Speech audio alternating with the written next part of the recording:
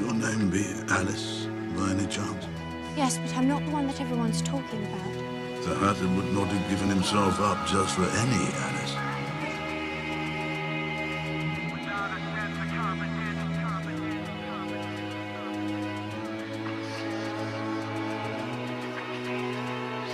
From the moment I fell down that rabbit hole, I've been told what I must do and who I must be. I've been shrunk, stretched, scratched, and stuffed into a teapot. I've been accused of being Alice and of not being Alice, but this is my dream. I'll decide where it goes from here. If you diverge from the path, I make the path. It's no use going back to yesterday because I was a different person then. That's Alice as she approached Wonderland. Welcome back to Morning Coffee. My name is Rick Alexander. A bit of housekeeping news. If you guys are interested in the Clarity Academy, we have registration open for that. It kicks off mid-October. I believe October 13th is the actual date. So if you're interested in popping the hood, doing some deep work, figuring out who you really are and what you really want out of your life, and maybe even pushing fast forward on your growth, the Clarity Academy is the program that I've piloted in order to do that. Also, if you're just intrigued by a lot of the different messages that I talk about on here, in the Clarity Academy, we really pull these concepts apart, we apply them to our own life, and we really look at things like how does our mission and how does our value structure affect the way that we're going through our lives. So again, if you're interested in that, head to rickalexander.com, click on the Clarity Academy, check out all of the details there. And then if you want to jump on a quick call to talk about whether the course is right for you or not, then hit me up at rickalexander_ in the DMs and we can start talking. We can open a dialogue about whether or not the Clarity Academy would be a good option for you or not. Yesterday, I was watching Alice in Wonderland, and I'm not going to do a full breakdown of the movie because I think that's probably one of the movies or even books or stories that have been parceled apart more often than any other story, honestly, in our culture. It's like there's so much hidden meaning and everything in it seems to be a double entendre for something that's bigger than what Alice is going through. But one of the things that struck me in that movie was the way that Alice kept herself together as she entered Wonderland. And that's what I wanted to talk to you about today, because we're constantly in this life put in situations that can feel a bit destabilizing. And the reason they feel destabilizing is because you've mapped the world out and you've decided that things are a certain way. And then often what happens is we realize that things aren't the way that we had capitulated the world or put things together. And in that moment, how we react, it actually has a lot to say with whether or not going forward we have any kind of semblance of peace or growth in our lives or not. You know, this is one of the reasons that it can be so detrimental to have a breakup or go through a divorce or go through if you get fired from a job or let go, or just a number of things can happen in life. Like one text message can really change the whole narrative of your day, of your life, of everything that you're going through. And a lot of times what happens is in those moments where something unexpected happens, what it makes us feel is though the world is not the world that we had originally mapped out or thought that it was, right? So what happens, let's go in the case of a relationship. Sometimes if one partner finds out that the other partner had been cheating on them, what happens is the person that got cheated on instantly realizes that the person that they were dating isn't who they thought they were, because humans have a really hard time holding space for other people to have multiple facets of their personality or of their character. We tend to box people up and think that they're one thing. And so when somebody goes out and they do something that's not the thing that we thought that they were going to do, all of a sudden we realize maybe we don't know them so well. And if we don't know them, then maybe we don't know ourselves so well, because we know ourselves in relation to the world around us and the people around us.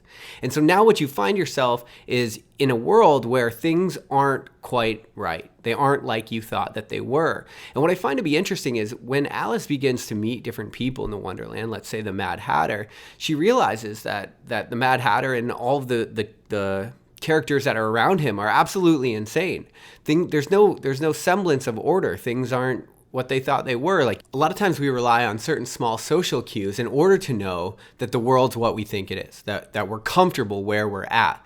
And so when people are acting, let's say, insane around you, right? Like what's happening with her as she's talking to the Mad Hatter, there's a certain poise that will help you deal with that world. What most people do is they cling to the picture of the world that they had. And as the world manifests itself, if it's different than the picture that you had, people have a really hard time moving forward in those moments. And so what I noticed in the way that story unfolded is that the way that Alice approached this wonderland, this new world, was with a combination of courage and curiosity. And to be bravely curious in a world that you don't understand is no easy undertaking. But I do think that that's probably the most correct mentality that you could take, or disposition that you could take toward a world that is different than the one that you thought it was. What most people do is, instead of accepting that the world is different than they thought it was and trying to understand how it now is, what most people do is they try to go back to making the world what they wanted it to be or what they thought it was at the beginning. And so what would happen there is, if Alice took that, there's a lot of moments throughout the beginning of the movie where Alice is saying, well, this is all just a dream. It's all just a dream. I know it's going to go away. And that's a lot of times how we deal with a reality that doesn't match our own, right? Instead of trying to learn how the new world is, what we end up doing is we end up getting stuck in that spot, just trying to capitulate our picture to make the world that we're in match the way that we had thought the world was. But what she eventually finds out is that she sort of leans into herself, but she approaches everything with some courage, because she eventually decides to start taking control of the narrative in this wonderland. She gets to decide like how things happen and how they're going to happen. And by her actually making that choice is the thing that actually makes everything fall in line with what she had wanted to happen. And so that's something to know as well, because as you're dealing with a world that's not what you thought it was, you mustn't forget that you always have control over yourself, and you always have control over the way that you're interacting with those situations. And now her innate curiosity, which is kind of alluded to throughout the movie, serves her well in the Wonderland, because she starts figuring out that there's more to it than she thinks. There's actually a whole quest that needs to take place in this new world. And if she wasn't curious and open to the fact of that happening, perhaps she would just stay stuck in this moment where she was just trying to wake up. And of course that would have been to no avail, because it wasn't actually a dream. And I think that's the correct disposition toward our lives these days. Look, anything could happen that could change your life in an instant, right? And in that moment, the world's not going to be what you thought it was, because the world is ever evolving, but your picture of it is slow to evolve. Until it has to, it normally doesn't. And so when you find yourself in a world that doesn't match your expectations, then the correct disposition is courage and curiosity. Because if you're curious, you'll find out how that world works, right? And that's what you want to know, right? That's the naivety of growing into an adult, is that you find out how the world actually is. But it takes a certain curiosity to engage with it, to figure out those things. And it takes courage, because to be curious in a world that you don't understand, where it does seem like things could harm you, and where things have harmed you in the past, is no easy task. And anybody that's been fired from a job, or had a partner cheat on them, or just had the world turned upside down in an instant, understands how much courage it takes to go back out and confront that world, even though it's far different than the one that you had originally pictured. And so my hope for you and for myself is that you stay bravely curious, even as the world turns out not to be the world that you thought it was. The substructure of this story is that the entire thing is a quest. It's preparing you for who you need to be and what you need to know. But it takes a certain bravery and a certain curiosity in order to stay engaged and to learn those lessons and come out on the other side a better human. A lot of people get their world turned upside down, and when that happens, you have an option. You can piece it back together, right? So it's smaller, so that you're safer.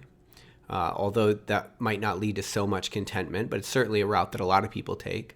Another route that people take is just staying stuck in that place because they can't picture it together how it should be. They just stay stuck on where it broke, right? And then the last is Alice's disposition, and that's what I want for you and what I want for me, because it takes a brave curiosity to engage with the world as it is, not as we thought it was.